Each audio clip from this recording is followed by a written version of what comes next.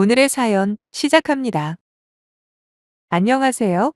겉만 멀쩡한 남편과 딱 1년 살고 이혼해버린 30대 여성입니다. 사실 모든 시작은 시어머니 욕심으로부터였지만 이유막론하고 중간에서 남편이 아무것도 안 하는 건 둘째치고 나중에는 자기가 한술 더 떠서 헛소리를 하는데 이혼 말고는 도무지 답이 없더라고요. 남편과 저는 동갑내기 커플이었어요. 저의 가장 친한 친구 남친이랑 같은 회사를 다니던 남편은 흔히 말하는 대기업을 다니는 엘리트였고 제가 받는 월급보다 100만 원은 더 받는다고 했습니다. 비록 남편에 비해서 별 볼 일 없는 회사를 다니긴 했지만 그래도 제가 남편에 비해서 꿀린다고는 생각하지 않았어요. 물론 남편이 직업도 좋고 학벌도 저보다 훨씬 뛰어난 건 사실입니다만 그것 외에는 솔직히 전부 다 별로였거든요. 특히 시각 쪽 경제 상황은 결코 넉넉한 편이 아니었습니다. 아무래도 연애야 둘이서 한다고 쳐도 결혼은 그게 아니지 않습니까? 집안이라던가 배경도 충분히 중요한 조건들이잖아요.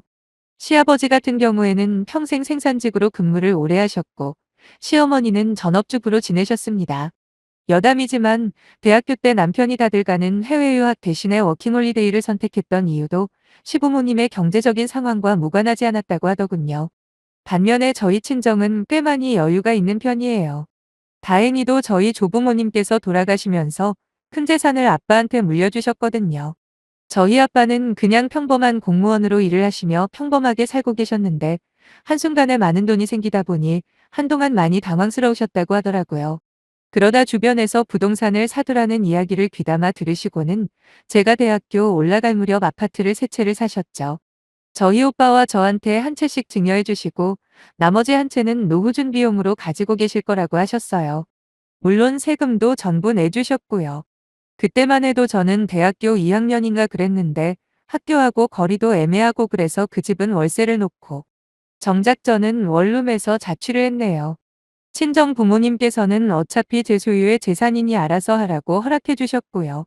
그 후로 무사히 대학을 졸업하고 지금 다니는 회사에 입사를 했을 때도 저는 여전히 그 아파트는 월세를 주고 있었죠. 남편과 결혼을 결심하고 나서야 저는 아파트에 대해서 이야기를 해줬더니 남편이 어찌나 좋아라 하던지요. 사실 시어머니한테는 굳이 알리고 싶지는 않았어요. 왜 그렇잖아요. 괜히 며느리한테 집이나 재산이 있는 걸 알게 되면 욕심이 생기지 않겠어요? 근데 남편이 언제 말했는지 시어머니께서 제 소유의 아파트가 있다는 걸 알고 계시더라고요. 물론 제가 직접적으로 남편한테 제 아파트에 대해서는 비밀로 해달라고 뭐 직접적으로 언급한 적은 없지만 그래도 은연중에 그런 뜻은 내비쳤다고 생각했는데 남편 입장에서는 제가 아파트를 가지고 있다는 걸 알려드리면 훨씬 더 좋은 인상을 자기 부모님에게 줄 수 있을 것 같았답니다.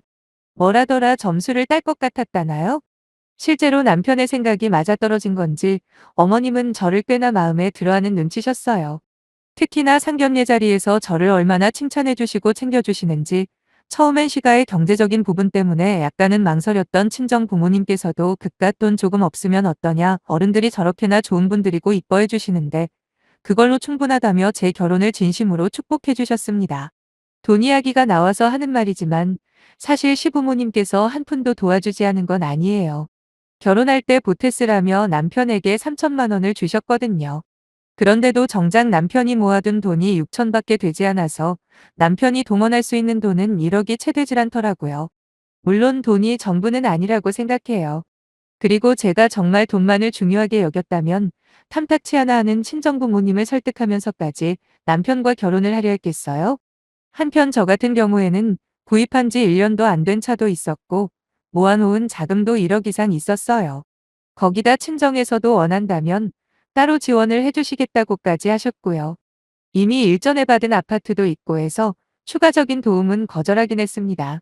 그렇게 남편과 제 돈을 전부 합치니까 가까스로 2억이 조금 넘더군요. 하지만 그 돈으로 집을 사려면 대출을 반드시 받아야 했는데 그건 내키지가 않았어요. 그래서 일단은 신축 빌라에서 전세로 시작하자 했죠. 그런데 여기서부터 생각지도 못한 어머님의 간섭을 받게 되었습니다.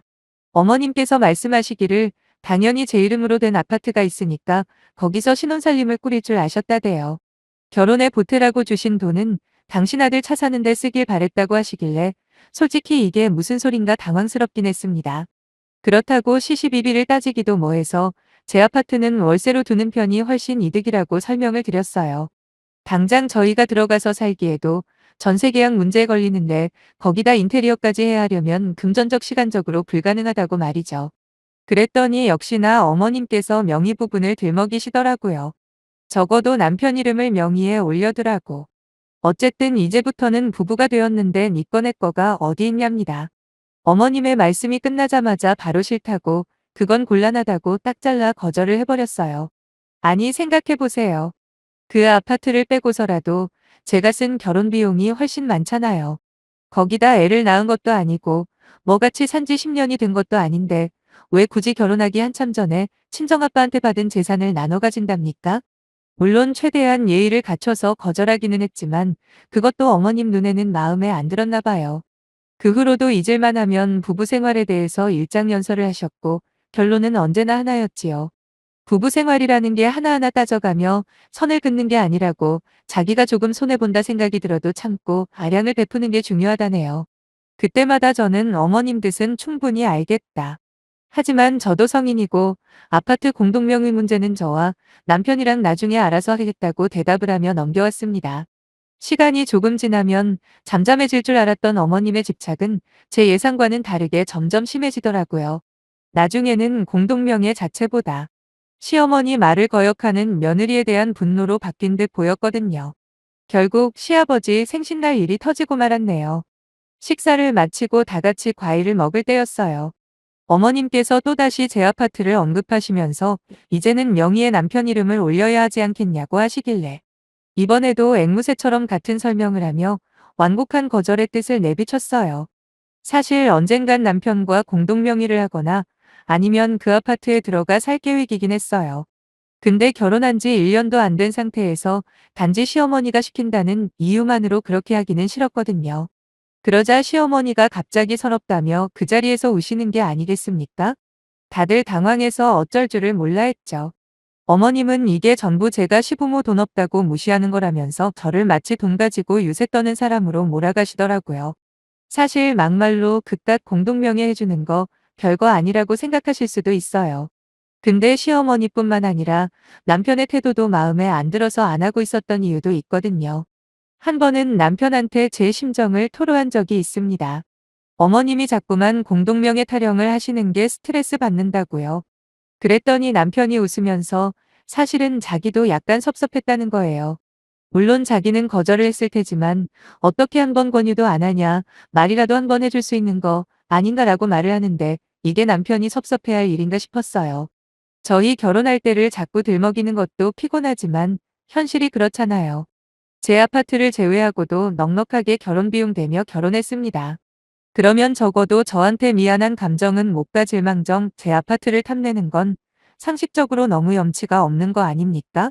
아무튼 이러저러한 이유로 명의는 나중에 제가 판단해서 하려고 한 건데 도대체 그게 뭐라고 이렇게까지 일을 크게 만드시는지 도무지 이해가 안 되더라고요. 결국 이상한 분위기로 자리는 마무리되었고 시어머니와 저 사이의 갈등이 본격적으로 깊어지게 되었지요. 하지만 이때만 하더라도 결혼한 지 3달도 되지 않았기에 이혼 같은 건 솔직히 생각해 보지도 않았습니다. 그저 앞으로 정신 똑바로 차리고 살아야겠다. 뭐 그 정도로만 생각했다랄까요? 그래도 어느 정도 안전장치는 있어야겠다 판단한 저는 남편에게 돈 관리는 각자 하자고 했어요. 어차피 남편이 저보다 월급만 놓고 보면 더 많이 버니까 각자 관리해도 괜찮을 것 같다고요. 생활비 명목으로만 150에 100만 원씩 우리 미래를 위해 저축을 하자. 나머지 돈은 알아서 양심껏 관리하자. 그렇게 결론을 지었습니다. 그렇지만 정말 문제는 남편과 제 사이가 아니었더군요. 그날 공동명예 사건 이후로 어머님이 저를 따돌리고 없는 사람 취급을 하기 시작하셨다는 겁니다. 진짜 얼마나 유치한 방법으로 저를 무시하시던지 지금 생각해도 짜증이 막 치솟는 기분이네요. 남편에게는 위로 결혼한 아주버님이 한 명 있는데 제가 결혼할 당시만 해도 형님보다 저를 훨씬 챙겨주시던 어머님이 글쎄 저 보란 듯이 형님만 끼도 도시는 겁니다. 하나하나 열거하자면 끝도 없습니다. 작은 선물 같은 걸 사소여도 꼭 제 거는 빼고 사오시거나 식사를 할 때도 맛있는 반찬을 형님 밥그릇에 직접 올려주시기도 하셨어요. 그것뿐이면 그러려니 하죠. 하지만 당신 말 잘 듣는 며느리만 진짜 며느리라고 모든 식구들이 들을 수 있게 큰 소리로 말을 하십니다. 당연히 처음엔 시아버지와 남편도 어머님께 한 소리씩 했어요. 마음에 안 드는 게 있으면 직접 이야기해서 풀라고 말이죠. 어머님은 말로 해서 들을 거였으면 벌써 해결되지 않았겠냐. 시어미 무시하는 며느리랑은 말조차 섞기 싫다면서 방으로 휙 들어가십니다. 그런 일을 자꾸만 당하다 보니 저도 사람인데 기분이 더럽더라고요. 저를 불쌍하게 바라보는 형님의 눈빛도 짜증나고 그런 유치한 짓을 하시면서 저를 비웃듯 바라보시는 어머님도 어이가 없었거든요. 거기다 그런 상황 속에서 남편이라도 정신 차리고 우직하게 제 편을 들어주면 좀 좋겠습니까? 하지만 남편은 처음 한두 번 따진 것을 제외하면 그 후로는 쭉 방관자 입장을 고수하더군요. 그러면서 그러게 웬만하면 엄마 말 좀 들어주지라고 하는데 아니 도대체 제가 무슨 죽을 죄를 지었다고 이런 꼴을 당해야 하는 건가요? 자기 아들 공동명예 해달라고 어머님이 어렵게 부탁하셨는데 그걸 제가 거절한 게 기분 나쁘실 수는 있다고 생각해요. 그렇다고 이런 식으로 사람을 공개적으로 망신 주고 투명인간 취급하는 건 너무한 거잖아요. 제가 원래 스트레스를 받아도 속에 쌓아두는 스타일이 아니거든요. 쉽게 쉽게 잊어버리려고 하는 편인데 시어머니가 저렇게 나오시니 진짜 속병이 생길 정도로 마음이 힘들더라고요. 그러다 생각을 했죠. 내가 비싼 밥 먹고 왜 거기 가서 그런 대우를 받아야 하나라고 말이죠. 제가 무슨 빚을 가지고 결혼을 한 것도 아니고 그렇다고 큰 결격 사유가 있는 사람도 아닌데 굳이 며느리 노릇한다고 찾아가 그런 꼴을 당할 이유가 없지 않습니까? 그래서 시부모님 댁에 직접 찾아가는 건 그만하기로 결심했어요. 남편에게도 그렇게 통보를 했고요. 대신 그 외의 기본적인 며느리 역할까지 그만한 건 아니었어요. 어버이날에 용돈이랑 선물도 챙겨드렸고 그 후로 얼마 안 있어 시부모님 결혼기념일이었는데 그때 두 분이서 오붓하게 여행이나 다녀오시라고 한 분당 30만 원씩 드리기도 했습니다. 그래도 직접 얼굴 마주칠 일이 없다 보니 살맛이 나더군요. 남편과의 사이도 다시금 좋아지기 시작했고요. 그러다 시부모님 결혼기념일이 지난 며칠 후였을 겁니다. 하루는 아무런 연락도 없이 시어머니랑 형님이 저희 집을 방문하셨더라고요. 그날 마침 제가 쉬는 걸 또 어떻게 알았는지. 아무튼 사이가 안 좋다고는 해도 시어머니와 형님을 문전박대할 수는 없는 거 아닙니까? 일단은 들어오시라고 하고 커피며 다과를 챙겨내드렸죠. 그런데 자리에 앉자마자 어머님이 하신다는 말이 지난번 저한테 받은 용돈으로 형님 지갑을 사줬다며 자랑을 하시네요. 이게 무슨 뭐 같은 경우인지 아니 내 용돈으로 형님 지갑 사준 걸 왜 여기 와서 자랑질인 건지 모르겠더군요. 아마도 자기 뜻대로 맞춰주지 않는 제가 밉다 보니 이런 식으로 사람 속을 뒤집어 놓고 싶으셨나 본데 제대로 성공이었어요. 왜냐하면 그 말을 듣자마자 둘 다 집에서 내쫓아 버렸거든요.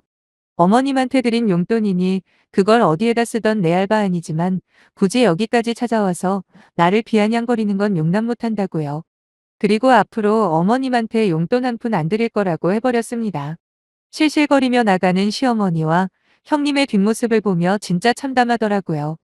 내가 이런 취급을 받으려고 결혼을 했나 싶기도 하고 어떻게 사람이 저렇게까지 야비하고 더러울 수가 있는지 치가 떨릴 만큼 열이 받았네요. 그리고 이제는 더 이상 못 참겠다 싶어 남편과 단판을 지으려고 기다렸습니다. 아예 평생 시어머니랑 얼굴보를 만들지 말라고 단단히 선언을 할 참이었죠. 그렇지만 이미 남편은 어머님과 통화를 했는지 현관으로 들어서면서부터 소리를 지르더라고요. 저보고 정말이냐면서 어떻게 며느리가 돼가지고 시어머니를 집에서 내쫓을 수가 있냐입니다. 분명히 어머님이 본인 유리한 쪽으로 말을 했다는 게 바로 짐작이 되더군요. 그래서 내가 왜 그럴 수밖에 없었는지 설명을 해줬어요. 그런데도 남편은 이미 제 말이 귀에 들어가지 않을 만큼 화가 난 상태였고 이제는 자기도 가만히 못 있겠다네요. 그러면서 자기 엄마 말대로 공동명의를 하자고 시어머니 체면도 좀 생각해달랍니다. 순간 망치로 뒤통수를 한 대 세게 맞은 듯한 기분이 들면서 이 사람도 결국 한통속이었구나. 훗날 저희 부모님이 재산을 저한테 물려주신다면 그마저도 똑같이 거저 먹으려 들겠구나. 그런 생각이 들더라고요. 자기 엄마 체면은 그렇게 중요하고 그동안 무시당하고 괄세받은 미 마누라 체면은 안중에도 없냐고 따지고 들었지요. 그리고 차라리 헤어지자 말했어요. 내가 이딴 취급까지 받으면서 너랑 살아야 하는 이유를 모르겠다고요. 그랬더니 남편은 저한테 미친 머시기라고 욕을 하며 그럴 줄 알았답니다. 애초에 돈밖에 모르는 인간이었기 때문에 공동명의 이야기가 나왔을 때 한번 생각해 볼게요. 같은 소리도 안 한 거래요. 그러면서 이혼하자고 한 그 말 취소하지 말랍니다. 한 번 내뱉기가 힘들지 막상 말을 꺼내고 나니까 어찌나 속이 다 후련하던지요.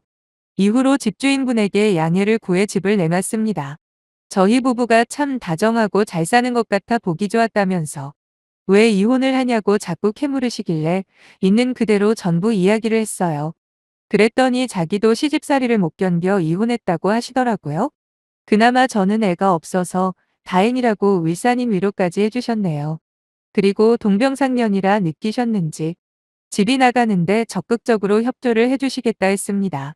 솔직히 이혼하고 한동안 시원섭섭할 줄 알았거든요. 근데 의외로 그냥 시원하기만 했습니다.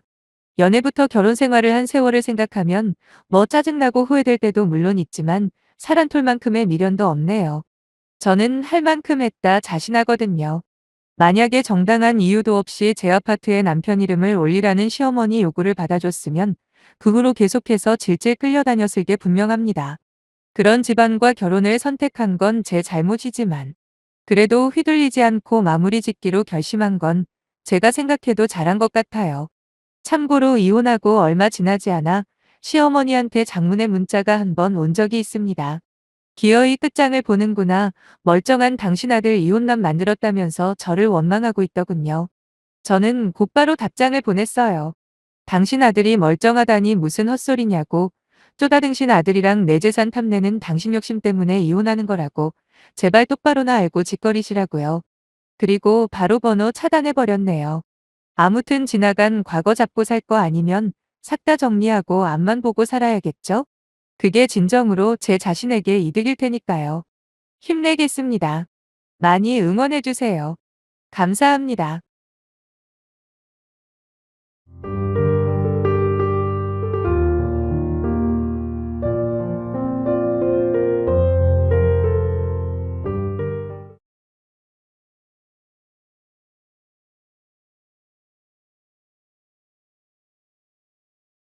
오늘의 사연 시작합니다. 진짜 세상에 뭐 이런 거지 같은 경우가 다 있는지 모르겠네요. 사람들이 홀어머니 밑에서 자란 효자 아들과는 절대로 결혼하면 안 된다고 그렇게 열심히들 말리는 이유를 이제야 알았습니다. 사랑이라는 허울 좋은 명분으로. 내 남편은 절대 안 그럴 거라 믿고 사람들의 조언들을 들은 척도 안 했던 제가 정말 멍청한 여자였네요. 달콤했던 시혼 생활은 100일도 못 채우고 끝나버렸고 이걸 고부갈등이라고 말을 해야 할지 아니면 내 결혼 생활을 송두리째 강탈당했다고 해야 할지 한숨만 나오네요. 아무튼 어처구니 없는 저의 결혼 이야기를 한번 풀어볼게요. 저는 올해로 29살이고 평범한 회사에서 사무직으로 일을 하고 있습니다. 저와 이혼한 전 남편과는 친구 오빠 소개로 만난 사이예요. 처음부터 서로 마음에 들어 사귄 지 1년 만에 결혼을 결심했는데 전 남편 나이가 저보다 좀 많은 편입니다. 정확하게는 6살 차이가 나거든요. 솔직히 연애 때부터 전 남편을 좋아한 주변 사람들이 많지는 않았어요. 그때 말을 들었어야 하는데 뭐 이제와 후회한들 무슨 소용이 있겠습니까? 아무튼 남편이 나이가 있다 보니 그동안 모아둔 돈으로 아파트를 하나 사서 세를 주고 있던 게 하나 있었거든요. 그래서 그 집 전세 계약 끝나는 시점에 결혼식을 올리고 그 후에 저희가 들어가서 살기로 결정했습니다. 집 문제는 그렇게 남편 쪽에서 전적으로 해결을 했기 때문에 저는 4천만 원으로 혼수나 다른 기타 비용들을 전담했죠. 사실 그 정도 진행이 되었을 때까지도 저희 부모님은 나이 차이도 그렇고 아직 결혼하기엔 제 커리어나 미래가 아깝다며 못마땅해 하고 계시더라고요. 그래서 시간을 들여 천천히 설득을 해나가며 결혼 준비에 임했습니다. 그나마 남자 쪽에서 집이라도 있으니까 가장 큰 문제는 해결하고 시작하는 거라서 조금씩 마음을 긍정적으로 바꾸시길래 저는 그나마 마음 한켠에 있던 짐까지 점점 벗어던질 수 있었죠. 결혼 전에 남편은 혼자 계시는 시어머니와 함께 오래된 낡은 아파트에서 살고 있었습니다. 시아버님 같은 경우에는 예전에 어머님과 이혼한 뒤로 아무런 소식도 못 듣고 산다고 하고 실제로 결혼식 때도 모습을 나타내지 않으셨어요. 남편과 시어머니 둘이서 살아온 세월이 거의 15년이 넘었다는 이야기를 들었을 때 순간 괜히 잘 살고 있는 두 사람 사이에 내가 끼어드는 것 같은 꺼림칙한 기분이 들어 남편에게 이야기를 한 적이 있어요. 그러자 남편과 시어머니가 저를 불러다 앉혀놓고 그 부분에 있어서는 아무런 걱정하지 않아도 된다며 안심을 시켜주더라고요. 특히 시어머니는 사람 좋은 미소까지 보여주시며 15년 데리고 살았으면 이제 지긋지긋하다고 아들 결혼시키면 자신은 편하게 살 거라고 하시는 겁니다. 절대로 자기 몫이라는 이야기 따위는 하지 않을 거라고 말씀하셨고 남편 역시 맞장구를 치며 자기도 약속한다고 말했습니다. 시어머니와 같이 살면서 맨날 싸운 기억밖에 없다고요. 그러면서 돈 모아서 아파트부터 구입해 놓은 이유도 조만간 시어머니와 떨어져서 따로 독립할 생각 때문이었다고 하더라고요. 두 사람이 이렇게까지 이야기를 하니 제가 더 이상 의심을 하거나 불안해할 수가 없었어요. 거기다 우리가 살게 될 신혼집과 시어머니 집까지 거리가 걸어서 15분밖에 안 걸리니 필요하면 자기가 알아서 자주 찾아뵙겠다고 얼마나 자신만만하게 말을 하던지요. 그렇게 저는 혼수 등 결혼 비용으로 5천만 원 쓰고 남편과 결혼해서 신혼생활을 시작했습니다. 처음엔 제가 걱정한 게 우스워질 만큼 어머님은 저희 집에 거의 찾아오지 않으시더라고요. 혼수가 거진다 들어왔을 때 집 구경 한번 오신 뒤로는 먼저 오신 적 없고요. 제가 한번 오셔서 식사라도 같이 하자고 권유해도 몇 번이고 거절하시다 어쩌다 한 번씩 어거지로 오시긴 했습니다. 그마저도 밥만 빠르게 드시고는 커피도 됐다 하시면서 돌아가시는 겁니다. 이쯤 되니 오히려 제가 더 죄송한 마음이 들기까지 했죠. 앞으로도 계속 이렇게만 산다면 아무 문제 없이 잘 살 수 있을 거라 생각했는데 신혼생활 딱 3개월이 막 지났을 무렵 퇴근하고 돌아온 집에 어머님이 계시더라고요. 저랑 남편도 없는 텅 빈 집에 어머님이 와 계실 거라고는 상상도 해본 적이 없어서 처음엔 도둑이라고 오해까지 했다니까요. 여하튼 놀란 가슴을 진정시키고 어쩐 일이시냐 여쭈려고 하는데 제 두 눈에 여행 가방 두 개가 들어오자마자 뭔가 쎄한 느낌이 등줄기를 타고 흐르더라고요. 설마 하면서 이 가방들은 뭐냐고 물어보니 시어머니는 제 손을 잡으며 오늘부터 1년만 같이 살려고 왔다는 게 아니겠어요? 이게 무슨 뚱딴지 같은 소리인가 싶어 재차 물었죠. 그게 무슨 소리시냐고요. 그랬더니 자기가 잘못 생각을 한 것 같다면서 아무래도 아들이랑만 지내오다 갑자기 혼자 있으려니까 너무 힘들다고 하시는 겁니다. 밤에 잠도 거의 못 자고 식욕은 식욕대로 떨어져서 도저히 안 되겠다고요.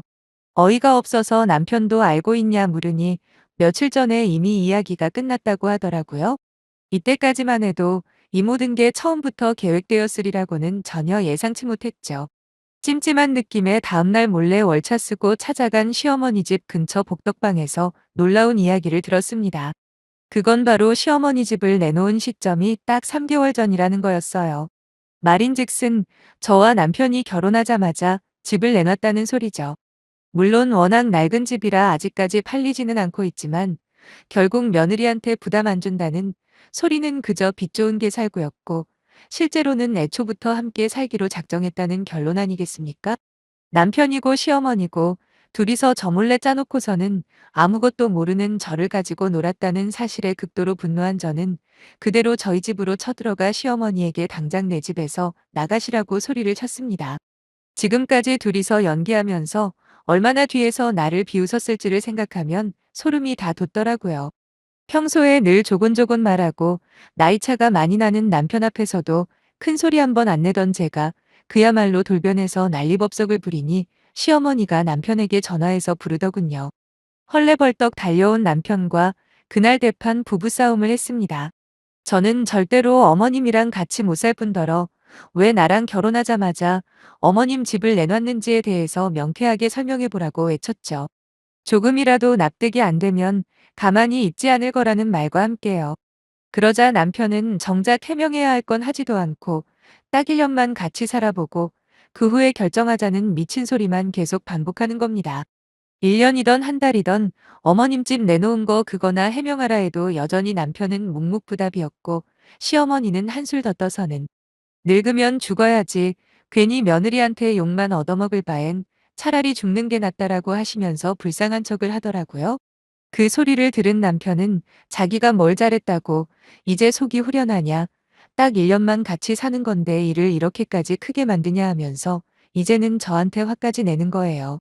지금까지 내가 알고 있던 남편과 시어머니가 맞나 싶더군요. 도무지 말이 안 통하는 두 인간들을 두고 저는 친정으로 도망쳐 버렸습니다. 제 이야기를 들으신 엄마 아빠는 가슴을 치시며 그때 끝까지 말렸어야 하는데 이 모든 게 당신들 잘못이라고 하시네요. 이제 겨우 결혼한 지 석 달밖에 안 됐으니까 지금이라도 빨리 이혼하고 정리하라시는데 저 역시 부모님의 의견에 전적으로 동의했고 변호사 상담부터 시작해 이혼 준비에 착수했습니다. 어떤 이유에서건 여기서 제가 접고 들어가면 그 순간부터 재결혼 생활이 꼬일 게 너무 확실했거든요. 물론 그동안 들어간 시간과 돈이 억울하고 분했지만 누군가가 그랬죠? 늦었다고 생각할 때가 가장 빠른 때라고요. 괜한 미련으로 시간 끌다가 이도저도 안 될 것 같더라고요.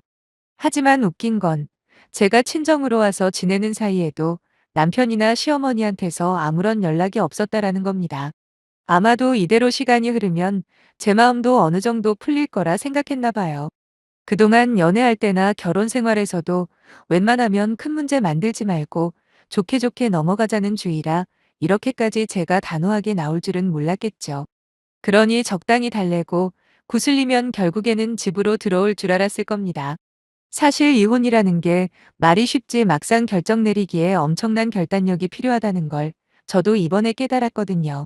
친구부터 주위에 아는 지인들과 친척들까지 다 불러 결혼식까지 올리고 거기다 혼인신고까지 해버린 이 모든 상황을 완전히 없었던 일로 돌리는 게 결코 쉬운 일은 아니잖아요. 하지만 그렇다고 처음부터 저를 속이면서 합가할 생각 따위는 하나도 없는 것처럼 거짓말을 해온 것도 용서가 안 되지만 어떻게든 무작정 시어머니를 집으로 불러들이기만 하면 제가 포기하고 모시고 살 걸로 예상한 그 심보가 더더욱 저를 화나게 하더라고요. 그게 비록 시어머니의 아이디어인지 아니면 남편 머리에서 나온 건지는 알 수 없지만 여하튼 결론은 저라는 사람을 무시해도 너무 무시한 거라는 사실에는 변함이 없잖아요. 한번 마음이 떠나버리니 이제는 시어머니를 내쫓는다고 해도 남편과 다시 합치고 싶은 생각도 없고 하나부터 열까지 제 손으로 직접 골랐던 혼수들도 모두 다 필요 없게 느껴지더군요. 비록 며칠밖에 지나지는 않았지만 시어머니의 손을 탔다는 사실만으로도 다시는 쓰고 싶지 않았네요. 그래서 제 옷이랑 화장품 같은 딱 필요한 물건만 들고 나오면서 남편에게 그랬습니다. 시어머니랑 둘이 내가 해온 혼수들 잘 쓰면서 아주 행복하게 잘 살라고요. 대신 결혼할 때 내가 쓴 돈 그대로 토해놓고 거기에 위자료까지 내놓으라고 똑똑히 이야기했습니다. 누가 봐도 남편 쪽에서 이혼 원인을 제공한 게 확실하니까요. 그러자 남편은 혼수는 중고 가격으로 쳐서 주겠다고 하는 거예요. 그리고 더 황당한 건 제 발로 집을 나간 저한테 오히려 책임이 있다는 식으로 말하는데 내가 알던 그 인간이 맞나 싶었습니다. 그러면서 남편은 너만 변호사 쓸 줄 아냐고 자기도 변호사 선임해서 맞고소 하겠다고 하더라고요. 한번 생각해 보세요. 제가 뭘 잘못한 게 있어서 고소를 당하겠냐고요. 그래서 그건 네가 하고 싶은 대로 마음껏 해보라고 하고 집으로 돌아왔습니다. 또 한동안 연락이 없길래 진짜 변호사 구해서 대응하려나 보다 결국 이혼 소송까지 가는 진흙탕 싸움을 해야 하나 머리가 아팠죠. 솔직히 변호사 비용도 적은 게 아니고 직장 다니면서 소송을 진행하는 게 상당히 번거롭다고 하더라고요. 그래도 이왕 이렇게 된 거 절대로 양보 안 하고 끝까지 싸울 생각이었습니다. 제가 결혼할 때 혼수나 다른 비용으로 쓴 돈이 정확하게 4천만 원이었고 저와 상담을 해준 변호사님이 대략적으로 알려주신 위자료가 1천만 원이었거든요. 어떻게든 끝까지 다 받을 작정이었어요. 며칠이 지났을까 남편이 전화를 하더니 위자료로 얼마를 원하냐고 물어보더군요. 그래서 저희 변호사님이 알려준 대로 말해줬습니다. 그랬더니 생각 좀 해보겠다 말하곤 전화를 끊는 거예요. 다음날 바로 다시 연락이 와서는 돈은 지금 마련하고 있으니 조금만 기다려달라는군요. 아마도 며칠 사이에 여기저기 변호사들 찾아가서 지금 이 상황이 누가 잘못한 건지 알아본 모양이었어요. 당연히 열이면 열, 와이프한테 아무런 상의도 없이 시어머니를 데리고 들어온 남편 쪽이 잘못했다고 하지. 그런 상황에서 그냥 집 나가버린 저한테 잘못이 있다고 말할 리가 있겠습니까? 그러니까 곧바로 저렇게 꼬리를 내리는 거 아니겠어요? 사실 더 싸우려면 충분히 가능했습니다. 위자료도 얼마 안 되지만 더 달라고 할 수도 있었고, 시간 질질 끌면서 끝까지 괴롭히는 방법도 있긴 하더라고요. 하지만 제 나이 이제 겨우 30도 안 되었는데 괜히 이혼 소송하고 돈 더 내놔라 어째라 하면서 시간을 허비하고 싶지는 않았습니다. 그래서 소송 걸기 전에 남편한테 최대한 깔끔한 방법을 제시한 거고, 남편 역시 그냥 원하는 대로 해주고 협의 이혼으로 마무리하는 게 가장 빠르고 싸게 먹히는 방법인 걸 모를 리 없었죠. 딱 일주일 후에 남편은 제 통장으로 돈을 입금했고, 그 후에 저희는 이혼 절차를 모두 마무리 지었네요. 신혼집에 있던 제 짐은 이미 다 챙겨 나오느라 딱히 번거로운 일도 생기지 않았어요. 이혼하고 가장 많이 들은 질문이 뭐였냐면 도대체 왜 이혼했냐는 거였습니다. 사람들은 그게 가장 궁금한가 봐요. 아무튼 그런 질문을 받을 때마다 저는 망설이지 않고 결혼 3개월 만에 시어머니가 말도 없이 같이 살자 우겼는데 알고 보니 애초에 남편이라는 놈과 이미 짜고 친 고스톱 나서 바로 이혼했다 대답해 줍니다. 그러면 제 대답을 들은 사람들의 반응은 한결같죠. 아니 요즘 세상에 그렇게 개념 없고 정신 나간 인간들이 어디 있냐고요. 그럴 때마다 비록 제가 직접 겪은 제 일인데도 마치 남의 일처럼 느껴질 때가 간혹 있어요. 부모님이 말릴 때 그때 말 들을 걸 하는 후회밖에 없는 요즘입니다. 거기다 누구나 그렇듯 자기 인생은 특별할 거라고 믿잖아요. 근데 고작 3개월 만에 이혼녀가 되어 돌아왔다는 사실에 친구는 물론이고 회사 동료들이나 주변 사람들에게 창피해서 얼굴도 못 들고 다니겠더라고요. 하지만 이제는 그러지 않으려고요. 잘못한 건 그 인간들인데 왜 내가 위축되어야 하나 싶기도 하고, 결과적으로는 3개월 만에 빨리 본색을 드러내줘서 고마운 부분도 있지 않습니까? 만약에 애라도 생긴 다음에 그랬으면 어쩔 뻔했냐고요. 그래서 이제부터는 차라리 다행이었다라고 생각하고 살려고요. 아직 나이도 어리니 뼈아픈 교훈 하나 얻었다 생각하고 더욱더 열심히 살겠습니다. 안녕히 계세요.